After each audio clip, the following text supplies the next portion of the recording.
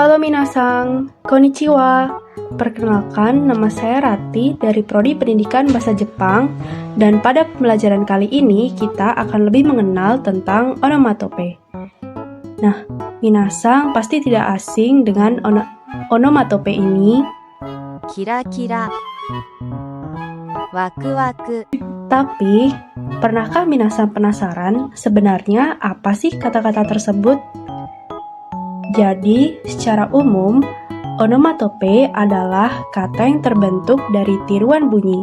Jadi, alih-alih hanya menjelaskan sebuah suara, kata tersebut justru meniru suara itu sendiri agar orang yang mendengar atau membacanya bisa langsung membayangkan bunyinya. Contoh yang paling sering kita temui di kehidupan sehari-hari biasanya seperti suara tembakan, dor, atau suara ketukan seperti tok tok tok, atau mungkin suara kucing, meong meong, seperti itu. Namun, pasti minasang penasaran, apa sih bedanya onomatope secara umum dengan onomatope dalam bahasa Jepang? Nah, dalam bahasa Jepang, onomatope biasanya disebut dengan giseigo dan gyongo. Akan tetapi, secara umum, istilah kelompok kata ini sering disebut dalam satu istilah saja, yaitu onomatope. Menariknya lagi, Jepang menjadi salah satu negara yang paling kaya akan onomatopenya. Namun, tahukah kalian bahwa onomatope di Jepang dibagi menjadi beberapa kelompok loh? Yuk, kita simak penjelasan berikut ini.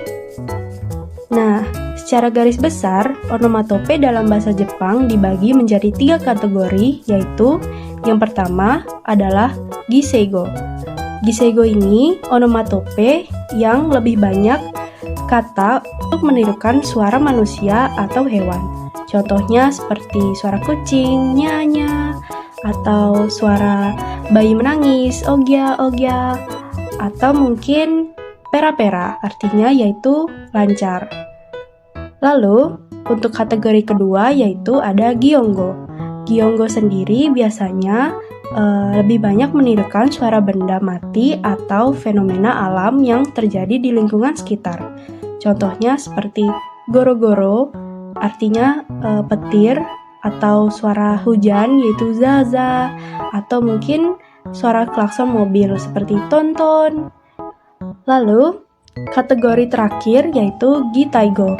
Nah, gitaigo ini sendiri untuk kalian yang pecinta anime atau manga pasti sangat familiar dengan kebanyakan onomatopenya. Karena gitaigo sendiri adalah onomatope yang menggambarkan kondisi fisik, tindakan, atau perasaan emosional seseorang. Jadi, gitaigo ini onomatope yang paling unik dari 2 kategori tadi. Contohnya seperti doki-doki, niko-niko, waku-waku, dan masih banyak lagi. Berikut contoh penggunaan onomatope dalam kalimat. Kare wa nihongo ga pera-pera desu. Ame ga zaza futeiru. Nah, ada fun fact nih minasang. Di Jepang, untuk onomatope yang menirukan suara asli biasanya ditulis dengan katakana. Sedangkan onomatope yang menggambarkan keadaan ditulis dengan hiragana. Akan tetapi, karena banyaknya pengaruh pop culture dan manga, mereka banyak menulisnya dengan katakana untuk estetika visual. Menarik kan? Oke minasang, sebagai bahan evaluasi, minasang bisa coba jawab soal berikut ya.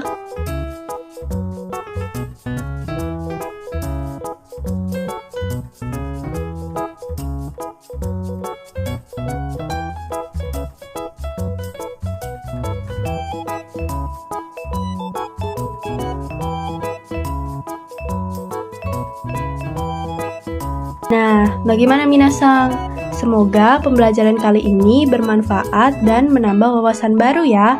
Sampai jumpa di pembelajaran berikutnya. Arigatou gozaimasu.